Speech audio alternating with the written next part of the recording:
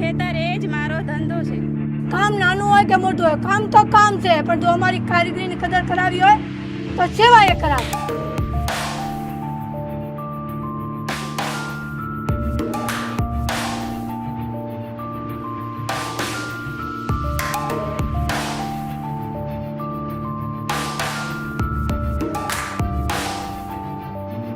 સેવામાં આવી સંગઠિત બન્યા એ જ અમારી તાકાત.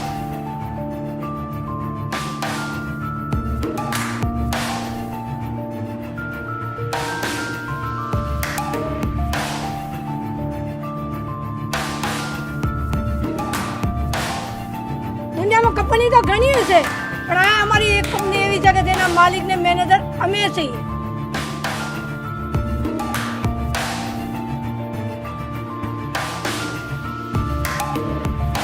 ઉભા રહો, અમારી પોતાની બેંક પણ છે.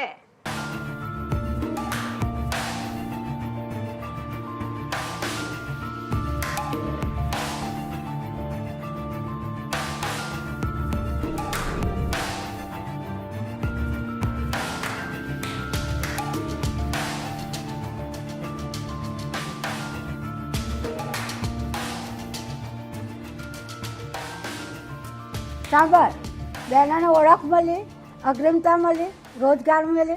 પહેલાં અમે બીજા પર આધાર રાખતા હતા, અત્યારે બીજા અમારી પર આધાર રાખે છે.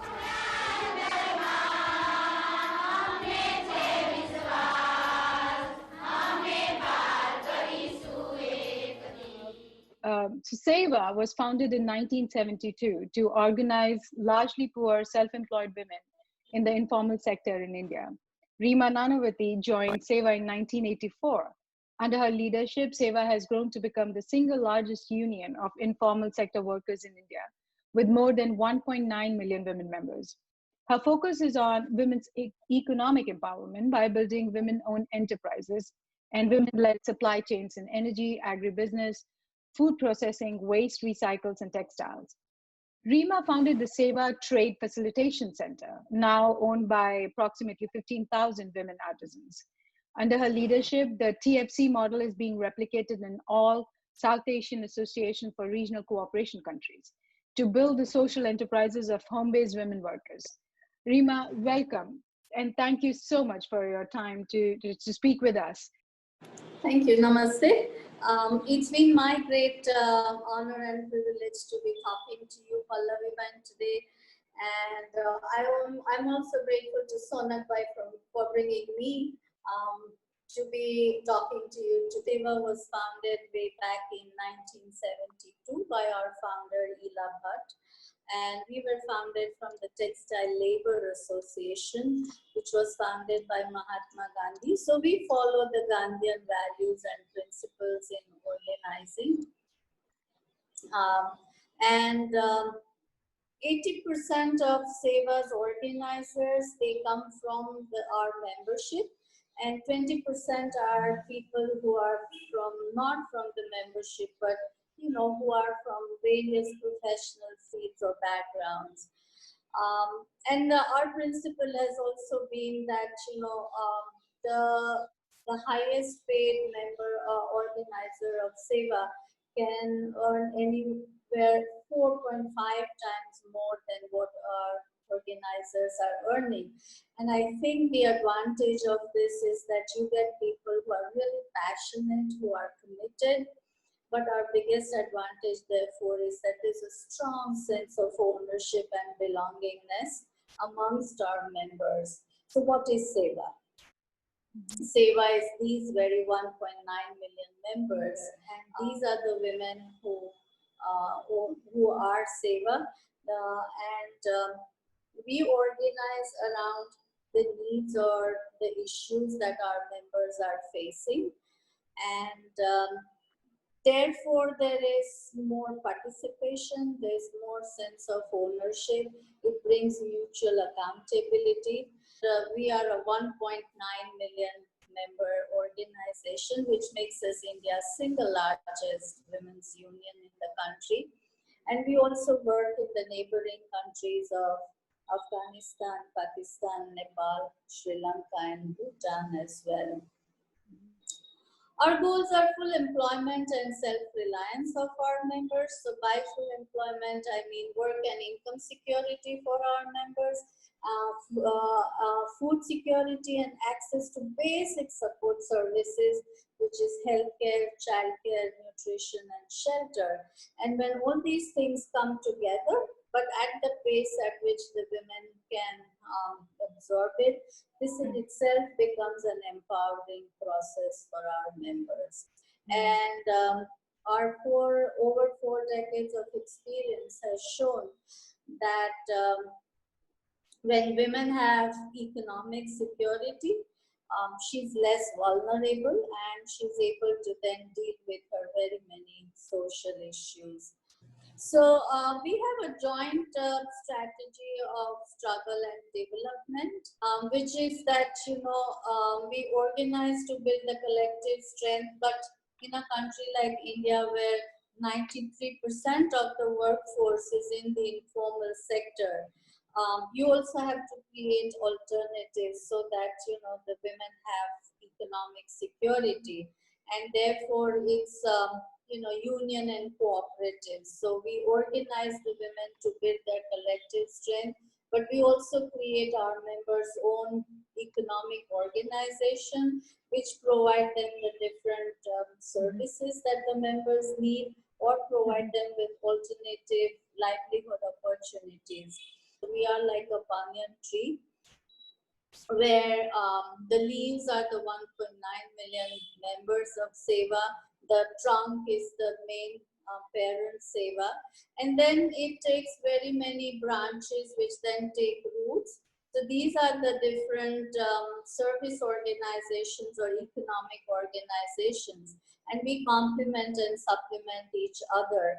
And therefore, whatever strong wind currents may come, but the organization stands firm, and we are able to deal with those shocks. We are able to deal with those disasters.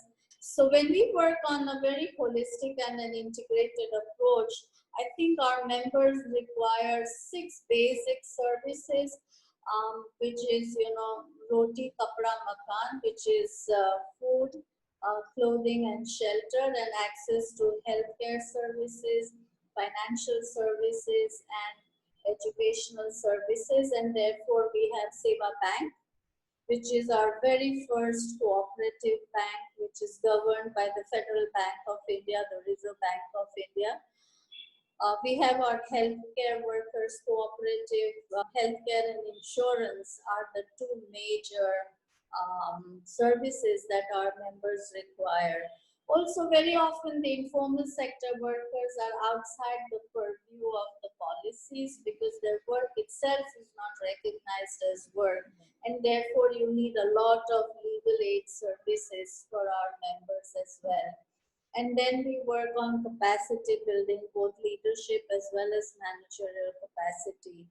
And so today we are a family of organizations that provide different services or livelihood opportunities to our members. Thank you for that very detailed explanation. I think SEWA is, in my opinion, trying to provide a wholesome sort of support structure to its members, and that's great. I also understand, Reema ji, and correct me if I'm wrong, that the whole modus operandi of your work is really training the SEWA band, the SEWA sisters, and helping them create, helping them become entrepreneurs. Now that up until now has been in-person training and has proven very efficient. But in this COVID scenario where physical distancing is sort of the key, how are you, what has SEWA done to sort of adapt to this scenario in terms of its training?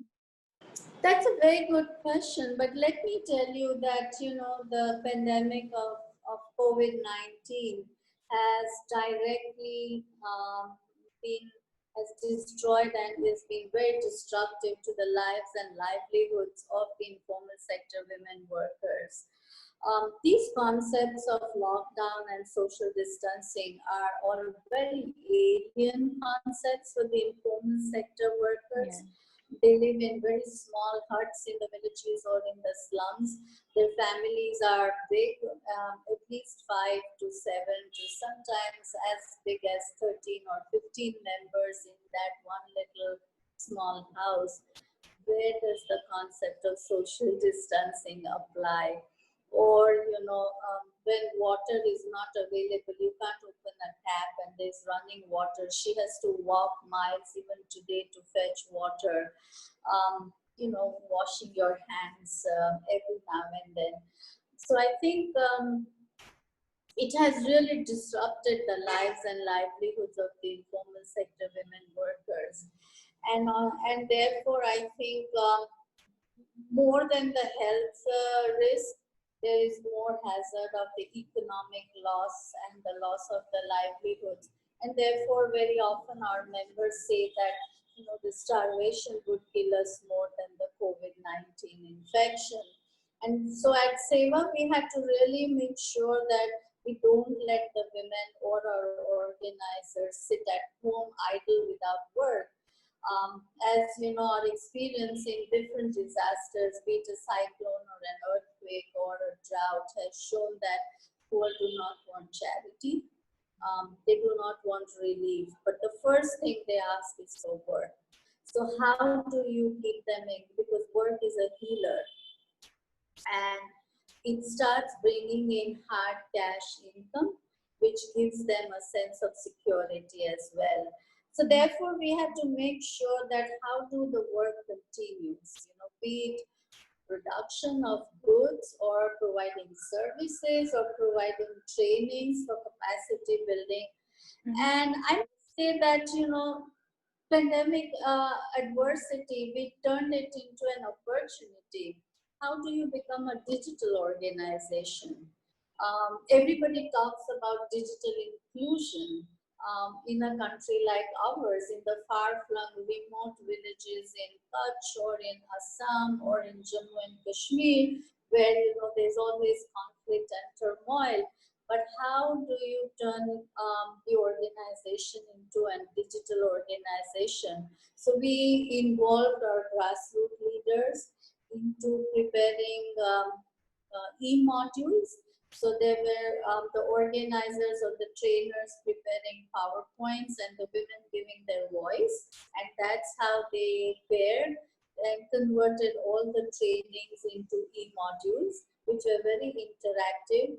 And then the village women were able, or the women in the slums were able to relate, because they could see that, oh, this is my own colleague whose voice I'm listening to. So it's not somebody who is very foreign or who is, from outside giving them this training. And so they were able to relate very well to these kinds of trainings. Very often, women in the informal sector don't have smartphones as well. So therefore, the other challenge was that how do you also make it more inclusive for the women who also do not have access to smartphones. So we converted into small teasers, into small voice messages, and started sending it out. And that's how we continued with our education and awareness on COVID as well, and also on the entrepreneurial and the vocational skills. Mm-hmm. That's a very interesting point, or at least in my limited understanding. A lot of programs that we design, it's always like we create and someone else absorbs it. So it's like a very wheel model where at the center are the creators and at the rim are the beneficiaries who then absorbs it. But this whole idea that you were talking about of community participation in co-creating every solution, even the training. Definitely, we also had different approaches because children were all out of school and at home. And this alien concepts of social distancing and lockdown and what is this COVID now or Corona, it was not easy that you communicate this, over a long distance virtually. And so we thought of involving children. So we asked the children, we sent out a message, and then children were asked to design posters or make songs or write stories on it. And since the children started, talking about it, explain, it became very clear to the entire family that, oh, this is why social distancing is so important. These are the preventive measures that one has to take to safeguard one's own self and the family. And that was one approach that we took, that how do you make the whole family participate in the education and awareness. And then having those interactive co-created training modules where the women themselves were participating in making their own training modules as well. The third thing was that, what were the needs of the villages or in the slums? The men were all at home. Family members who had migrated were also all returning back home. Children were at home. The markets were all closed down. The shops were all closed down. Everybody needed snacks. Children need every few hours, they need something. And it's very natural to women to make food items. So we also gave online trainings on making snacks at home, but how do you follow some of the protocols of hygiene? And they made small packets which were then sold in the villages. So women had work and income. The village need was also satisfied, and we in no time, in less than a month's time, we had 5,000 women who were making dry snacks, who were making bakery items, biscuits and breads, and that is what they were all selling. And then we thought, how do you put it online so that even the other customers could also buy? So we turned it into an enterprise. Likewise, we had small farmers who were growing vegetables, and the markets were all closed down. Transportation was not available. The vegetables were either just let to rot, or they were feeding it to the cattle. On the other hand, SEWA had vegetable vendors who were our members, and their work had completely come to a grinding halt. So how do you connect those growers with the vendors? We got the government permission, so we started bringing the vegetable to the city, and the vendors also got electric rickshaws, and they started giving home deliveries in the red zones or in the containment zones, and that turned into another enterprise, of vegetable growers and vendors. And in no time today, we have 200 vegetable growers who are regularly supplying vegetables even today, and 4,000 vendors who are, and for them it's a dignified work. She no longer has to sit on the streets and sell. There is a lot of supply chain that probably is involved in your work, whether it's handicraft or kind of production, food production and packaging and stuff that you were talking about. So how has that supply chain been impacted by the current scenario?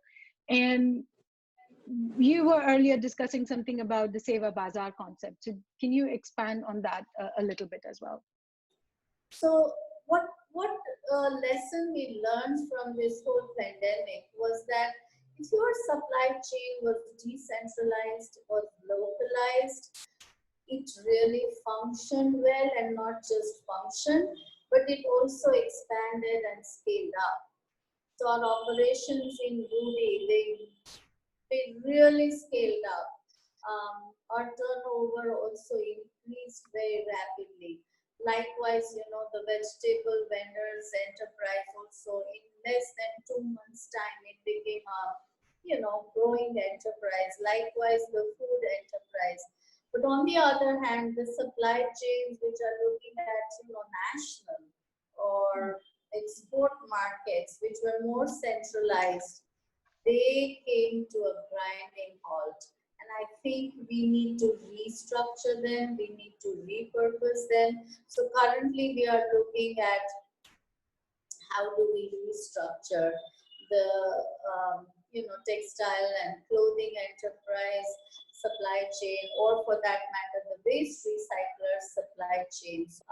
But also there is an opportunity that, online sales. And so whether you are in a rural area or in an urban area, you are a producer, how do you connect to the market? And so that's where SEWA is looking at setting up an enterprise called SEWA Bazaar. So you bring everything under one umbrella, and how do you connect the vegetable growers, the vendors, the food producers, the artisans? You connect within the SEWA network as well, but collectively, how do you reach the outside market online under one brand of SEWA Bazaar? We have 1 million plus entrepreneurs. So, how do you create a database of these entrepreneurs, create a lateral market as well, and then collectively go to the outside market? That's the new initiative that we are working on. So I think what we need is data, use of data. How do you analyze the data? It will help our grassroots leaders to be very precise in their targeting the entrepreneurs for which particular need, who do you really go to, and that will optimize, increase our efficiencies as well, and make our enterprises far more competitive. The 3 points that stood out to me were the whole question about the supply chain systems as they exist today. In many ways, what you're talking about is a philosophy that's opposite to the one that we have come to believe by default, because it has been how things operate in a globalized economy, where standardization is the vision that gets dictated. On the efficiency point of view, we learn that that's better. But what you said is fantastic, and that may be better in normal times, but we will come across disasters, we will come across pandemics, and so from the resiliency point of view, maybe the systems need to be, as you mentioned, decentralized. I thought that the other point that you mentioned was how do you then adapt or understand the opportunity in the center of a disaster? And you do that when you have your own operations decentralized. As you mentioned, that you identify the opportunity for creating these snacks by the women for other women in the local area. To me, in terms of process, that's basically saying that you are sort of accumulating problem statements or opportunities directly from the SEWA sisters who are in the field, which is also something I think that the Western philosophy particularly doesn't do as well. It has always been the top management understands and decides, and then it gets propagated to the branches in the hierarchy. Is my understanding correct that you're saying that maybe is not a very resilient way of functioning? Yeah, exactly. And therefore, I think what we would be looking for is that how do you have a blended kind of a supply chain which is so very adaptable and flexible. So even in the SEWA Trade Facilitation Center, Hansipa is a brand which caters to the urban market. But we have a rural fashion line, and that functioned, They quickly started making masks and, selling those masks in the villages. They quickly started making products which the village people normally wanted. There were weddings happening in the villages, and their work, their operations continued while the urban brand came to a grinding halt. So how do you have a blended kind of a supply chain? So these points, Reema, that you mentioned around decentralized supply chain, women participation, and also prioritizing the needs based on the ones that are identified in the field among the folks that the organization is trying to work for. To me, it feels like that, a lot of organizations design these kind of structures and systems and prioritize their areas based on what is outlined or mentioned by the donor organization. So when we are talking about how do we prepare a more resilient system, I feel like it's not the onus just on the organization like yours to restructure everything, because um, in some way donors also have to understand this, and maybe either have very little outline on how it is to be used, or be less prescriptive, so to speak. So what are your thoughts on the donor responsibility in encouraging this kind of resilient frameworks and structures? Oh, I'm so glad. This is a very good question that you asked. And I think if the donors really are, wanting to be partners in the process of growth and development, bringing about real change, it needs to work on building resilience of the organizations and of the members both.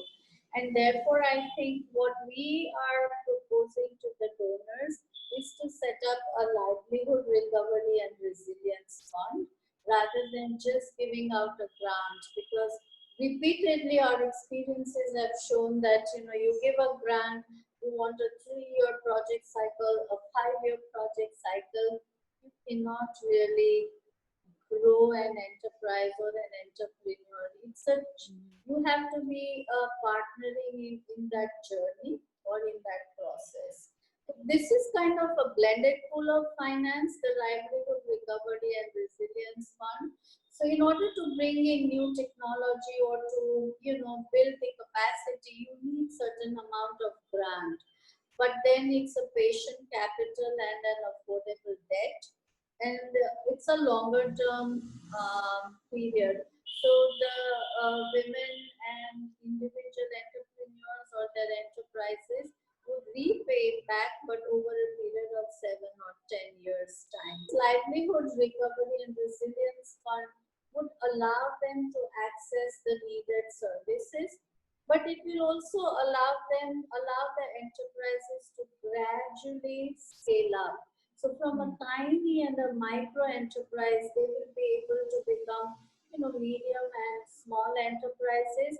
Then they are able to be credit worthy, be investment worthy, and therefore access the needed capital from the mainstream market, the mainstream financial market.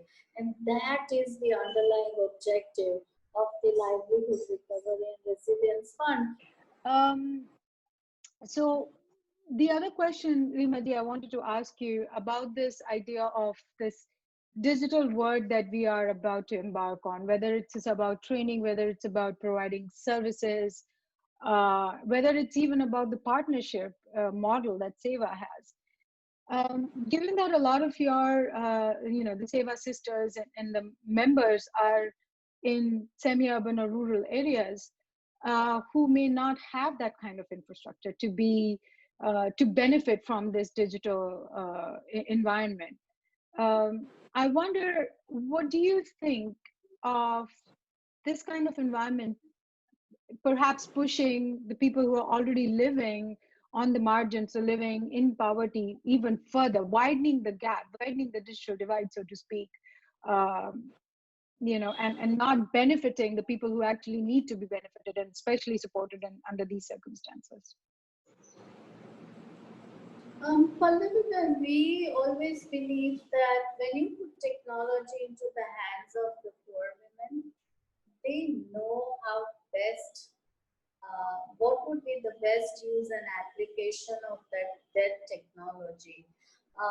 And therefore, we very firmly believe that just because they are poor, they live in the rural areas, or they are semi-literate or illiterate, they may not need those kinds of technology is very wrong.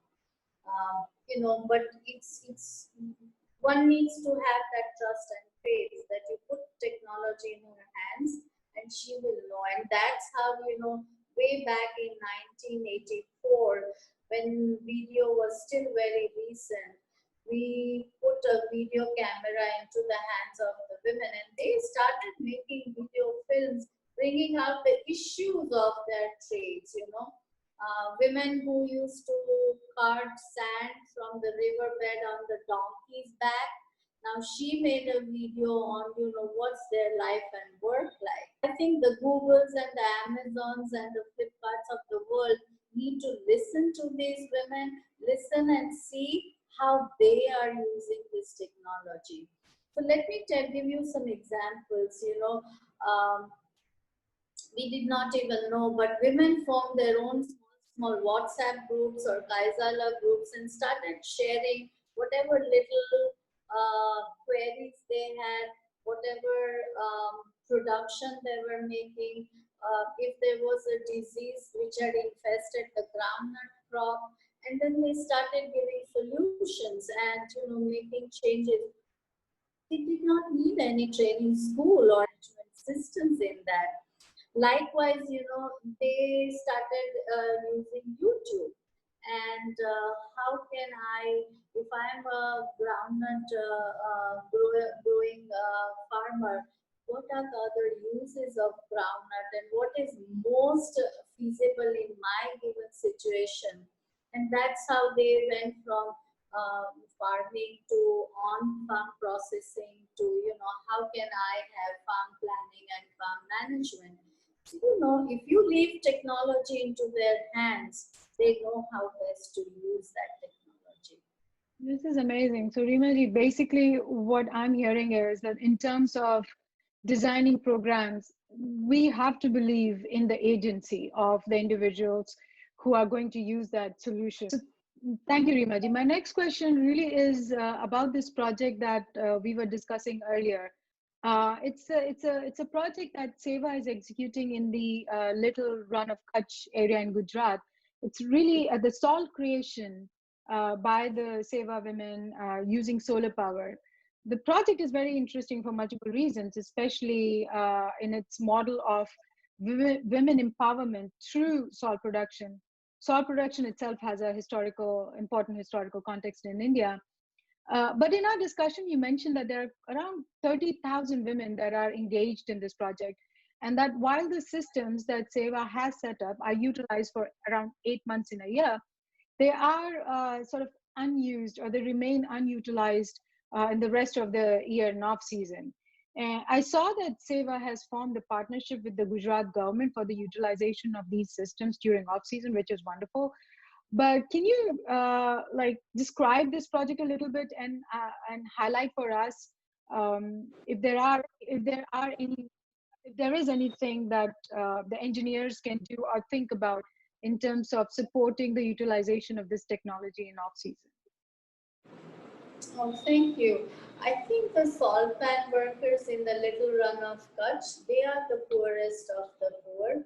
Even today, they live a life of a bonded laborer. The reason is that this is the inland salt that they produce. It's not the marine salt or the sea salt.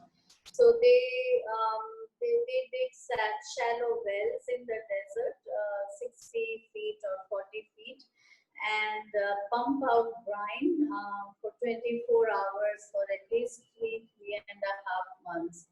And it's a desert, so the brine evaporates, gets concentrated, and then the crystallization process for salt starts. And in pumping out this brine, they were using pump sets which were operated using diesel oil. And so 70% of their income was lost in buying diesel oil. And in order to relieve them from the clutches of the traders or middlemen, in order to increase their earnings and incomes, one had to look at an alternative. So what's the alternative to a diesel pump set? And we tried out different options, a wind operated pump, a solar operated pump. They are expensive. How can a poor salt pan worker afford that? So we were lucky that IFC helped us create the financial architecture, and the public sector Bank of Baroda came forward. So they provide loans to the salt pan workers, and the government of Gujarat is providing 80% cost reduction in the pump sets. But this is a seasonal activity, so it runs from November till April, and then the salt pan workers then go back and they have absolutely no work. So how will they repay back the loan installments? Also, once they repay back the loan, this is their asset. How do you make the best productive use of this asset so that they have round the year income as well? And we thought that why can't these salt pan workers also have their own little micro solar park? And we started discussing with the government of Gujarat, and they said, where's the land? So there's a salt pan worker, only those workers came together and donated their small tiny pieces of land. So that way we now have 20 acres of land, and we signed the power purchase agreement with the government of Gujarat, and we have set up a very micro solar park generating 2.7 megawatt of electricity, which we will sell to the grid. So this will provide income to the salt pan workers in the off season as well. Initially, they will use it to pay back their loans for the solar pump, but then this is their additional income during the off season as well. And as the number of salt pan workers, taking loans to get the solar pumps increases, we may be able to have a second solar park, a third solar park. So we will have a consortium or, a cluster of solar parks. And we are still also exploring that what's the best feasible option? Do you sell to the grid, or every village can have their own little, they can do energy farming. So I can take two panels and in my backyard, and I can, generate energy, which I use for my household needs. So we do energy planning and budgeting of every household, and the surplus energy I feed to the village, grid, and then every village becomes energy self-sufficient, but also financially self-sufficient. So that's one area that we want to work on feasibility and what's the best model which would be working. So a learning lab for us. And the second area is that, we've also been